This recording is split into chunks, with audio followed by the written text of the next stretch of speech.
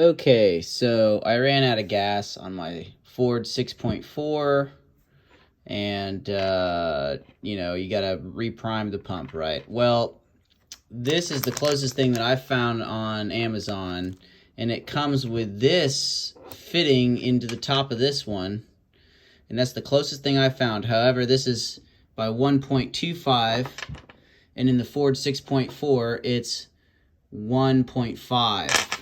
The thread size is different. So I actually ran out of gas, and I was like, oh, it's cool, because I went ahead and bought the tool.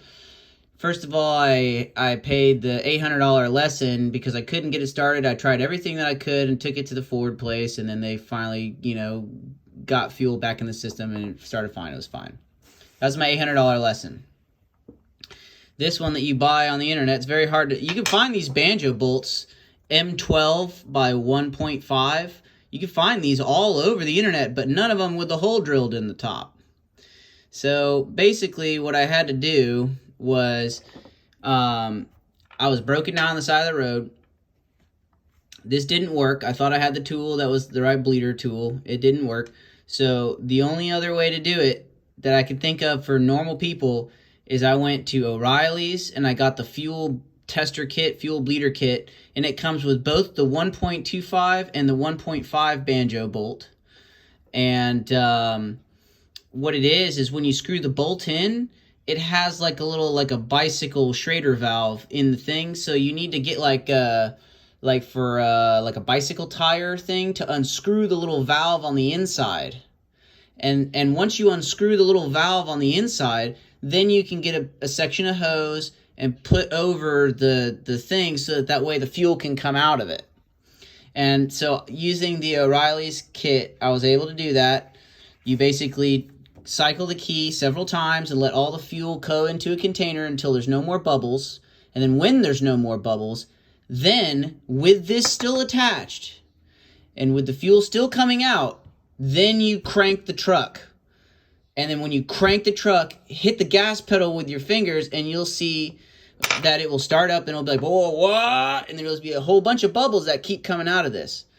If you don't leave this in, and if you just bleed it and then put the banjo bolt back in, the truck will run for about 10 seconds and then die. It's because the truck has to crank and run with the fuel being able to escape from the banjo bolt, because this is at the highest point, so all the air bubbles will rise and then go through, and you sit there and idle and run the truck for 10, 15 minutes, 10 minutes or whatever, with the fuel escaping.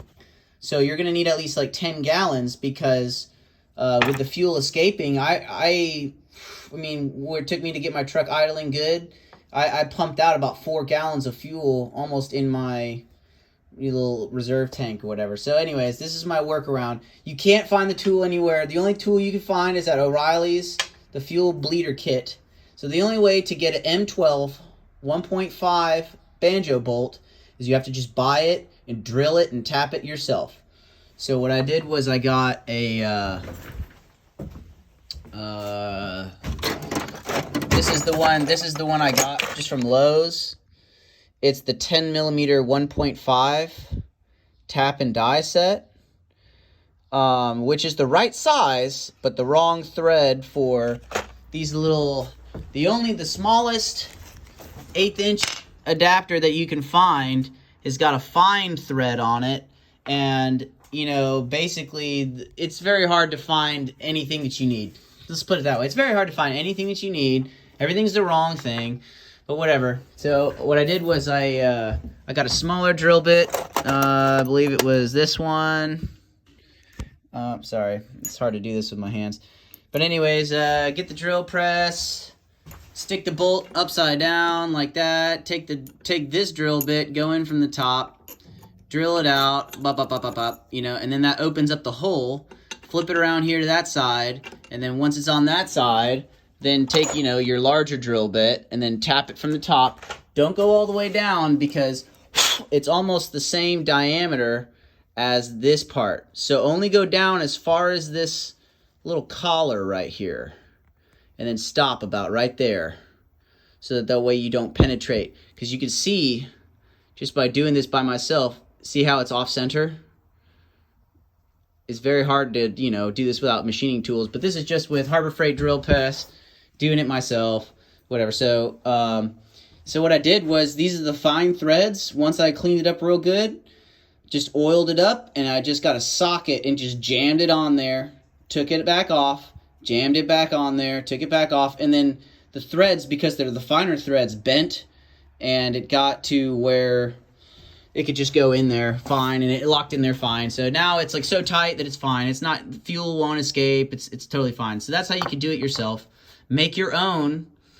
I went to the Ford place, and at the Ford place, I watched the Ford tech do it, and he told me that Ford does not have this tool to bleed their own engines. The Ford tech told me he made his own. And that's what I have to do, and that's what you have to do. And then keep that shit in the truck.